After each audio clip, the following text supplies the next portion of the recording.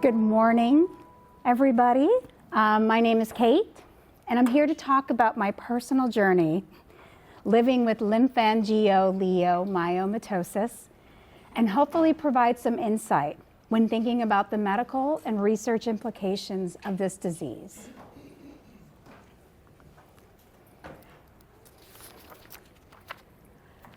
I am 43 years old, and I live in Roswell, Georgia, outside of Atlanta, with my husband, Dave, who's sitting in the back, my 13-year-old daughter, Caroline, and our two dogs, Chubbs and Maxine. I have two adult stepdaughters that I get to see often, as well as my family that's close by. I've been a counselor in prisons. I've worked in the HIV field at the local level, helping newly diagnosed or lost to care get linked to care at the county health department. I've worked at the state level, where I ran a program through the Georgia Department of Public Health, improving the lives of people living with HIV. I've worked at the federal level, where I've ran several programs for CDC, SAMHSA, HRSA, and the Office of the Assistant Secretary, targeting underserved populations. I also helped grow business in public health sectors across federal agencies as a consultant. But I never imagined that my most profound education in healthcare would not come from my career, but would come from becoming a patient myself, a person on a long journey with a rare disease. My journey with LAM began in 2005 at the age of 22 during my first year of graduate school at Florida State University. I was working on my master's and educational specialist degrees in counseling and was focused on what a grad student should be: studying, making friends, figuring out what I wanted to do with my life, maybe a little partying here and there. One day, I felt a sharp pain in my shoulder and a new sense of breathlessness that made me think that maybe I need to go to the gym more often. I took a study break during midterms, and I went to the University Health Center, where they took one look at my x-ray, and they told me my left lung was 50% collapsed. My first thought was, but I have a study session, it was midterms. They said I either needed to get there by car or by ambulance, ASAP. I got to Tallahassee Memorial Hospital, and I was hospitalized with a spontaneous pneumothorax. The doctors told me that it can just happen, though usually to tall, thin, athletic men. I didn't fit any of those descriptions, but I chalked it up to bad luck and went back to my life. A year later, at 23, it happened again, but this time I needed surgery, a talc pleurodesis. Again, I thought, bad luck, and moved on. Over the next few years, I lived my life without thinking about my lungs. I moved back to Atlanta, where I was originally from, started my PhD at Auburn University, and in 2011, at age 29, I was overjoyed to be pregnant with my daughter. My pregnancy was smooth, and I got to enjoy the experience, besides being pregnant during the disgusting months of summer in Atlanta. Then, about a week before my due date, in October of 2011, I woke up in the middle of the night with that old, familiar pain. At the hospital, they confirmed a bilateral pneumothorax. Both of my lungs had collapsed this time. Again, with my sense of humor, I thought it was just, oh well, bad luck, had nothing to do with having a disease. The next 24 hours were a whirlwind. I was admitted, given 2 chest tubes, and scheduled for a C-section the next day. I'll never forget the delivery room. There must have been 20 medical staff in there. But through it all, I delivered a beautiful, healthy baby girl, Caroline Cole Musgrove. While I was recovering, a doctor came into my room and told me he thought my collapsed lungs were caused by a disease called something with a very long name that until recently I just figured out how to pretty much say it, lymphangioliomyomatosis. He said it wasn't a big deal. I just couldn't skydive or scuba dive. I didn't do either, so I laughed it off with my normal sense of humor. But my family, like anyone would, started Googling. Suddenly, the mood in the room shifted. Faces dropped. People started walking out crying. I finally looked it up on my phone and was horrified.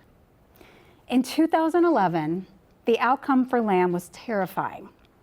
It was rare, progressive, and had no treatment. The next day, a kind pulmonologist came to see me, and it was quite the scene. The newborn photographer was in there showing us a slideshow of my daughter's pictures set to lullaby music. And while those sweet songs played in the background, this kind doctor gently told me that based on his research, I likely had 3 to 5 years to live. In that moment, holding my newborn daughter, I understood that my time with her was temporary. After that, time stood still. I was frozen. I lived with constant guilt.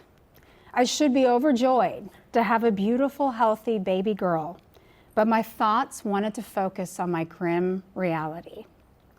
I tried being as present as I could be, but I often wore a mask, trying to smile and appear happy, but feeling devastated and hopeless inside. Additionally, at that time, I was told it would be extremely risky to have another child. That was another shattering blow that I had to grieve because I always imagined having more than one child. My typical sense of humor about my whole situation was replaced with avoidance and fear. I was too scared to read another word about my disease, too scared to even touch the edges of my grief. I told my family and friends not to talk about it. If I saw a hint of sadness, grief, or sympathy in their eyes, I shut it down. One positive thing that came out of my horrific experience after being diagnosed was that kind pulmonologist who delivered the terrible news to me did provide me with what I consider to be life-saving information. He said that I needed to start my follow-up care at another hospital, Emory University, which has a LAM clinic. This was an incredibly brave thing to tell me, given all the other doctors there were thrilled to have such a rare case. Because of him, I went to Emory, where I have received top-notch care ever since, especially from my pulmonologist, Dr. Srihari Veeragahavan, who kindly and thankfully told me to call him Dr. V, and he's sitting right up front. For the next few years, I did what I was told. I had a mechanical pleurodesis on both lungs from my fantastic thoracic surgeon, Dr. Seth Force, which confirmed the LAM diagnosis. I started regular PFTs and began receiving care from a wonderful urologist, Dr. Kenneth Ogan, when I found out that the terrible pain I had during my pregnancy was a bleeding tumor in my kidney called an AML. Dr. V gave me some hope, explaining that the grim prognosis I'd been given was based on older data. But with no medications available, my future still felt incredibly dark. I was living with LAM, but I wasn't. I never talked about it. But I did the best I could to move forward with my life. I finished my PhD and built my career. Like all of us, things happen in life, that swap our attention to more pressing issues. My then husband and I became guardian of 2 children, and my marriage, which was already unstable before various crises happened, ended. The weight of life and having a rare disease can sometimes break things that may have stayed in place. The only good thing about all of this was that it allowed me to continue to not focus on my disease. But through it all, I continued building a life, but was still living on the surface of my grief because going any deeper felt like it would completely break me. Then, in 2015, 4 years after my daughter was born, hope arrived in a tangible form. Sirolimus was approved by the FDA for moderate to severe LAM. It was a breakthrough. But at that time, my disease was still considered mild, so unfortunately I didn't qualify yet. But in 2018, Dr. V enrolled me in the multi-center interventional LAM early disease trial, studying the effects of sirolimus on early stage LAM. As time went on, I lived the best I could. I trained and ran in the Atlanta Peachtree Road Race for many years, which I will say Dr. V used to check in the paper to see what my time was. I shared so many amazing memories with my daughter Caroline. And after a difficult divorce, I began dating my now husband Dave, who is my soulmate and has changed my life. Since then, I have been slowly, carefully moving into the space I'm in now.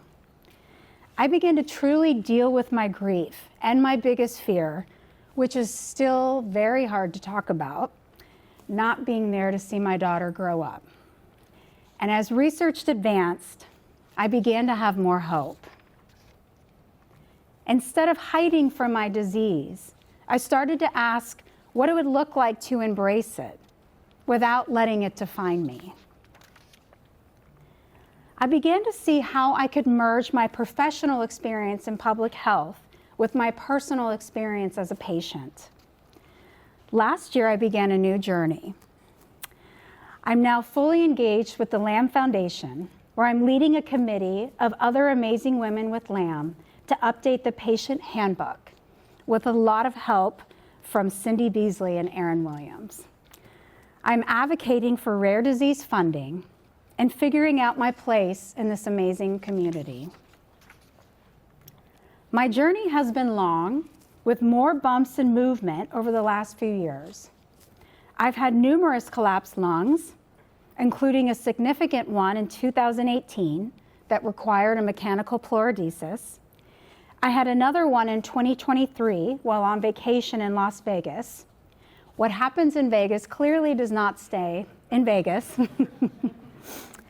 I've also had one on a cruise, traveling, and just doing nothing at home. And I will also say, Dr. V, I have emailed and messaged him so many times over the years saying, it's happened again. He puts in the request, gets the x-ray, and that's just kind of a part of life. My disease has progressed to moderate, and I'm being carefully monitored by Dr. V. I also began participating in a clinical observational trial at NIH led by the wonderful Dr. Joel Moss and supported by the amazing Amanda Jones, who's also here today, where I felt empowered and ready to embrace more information about myself and meet other women with LAM. Today, thanks to the medical advancements and my own work on my mental health, I feel the best I have ever felt. When we think of rare diseases, it's easy to focus on the medical components, the PFTs, the CT scans, the medications, etc. However, the hardest journey for me has been the unseen journey. It has taken me nearly 13 years for my mind and my heart to catch up with my body.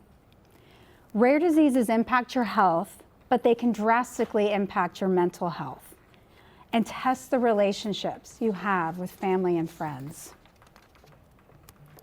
My takeaway for all of you, clinicians, researchers, and fellow patients is this. Understand that patients come to this diagnosis from many different places. It's like a maze where you can enter and exit at different points. Some people are ready to jump in, learn everything, and fight from day one. And some, like me, need a long time to mentally accept the reality of this disease. We need kind, empathetic, and straightforward providers who give us what we need to move forward, while understanding that for some of us, more information isn't always better. We need you to meet us where we are and to walk with us as we find our way to live with LAM. Thank you all so much for allowing me to share my story.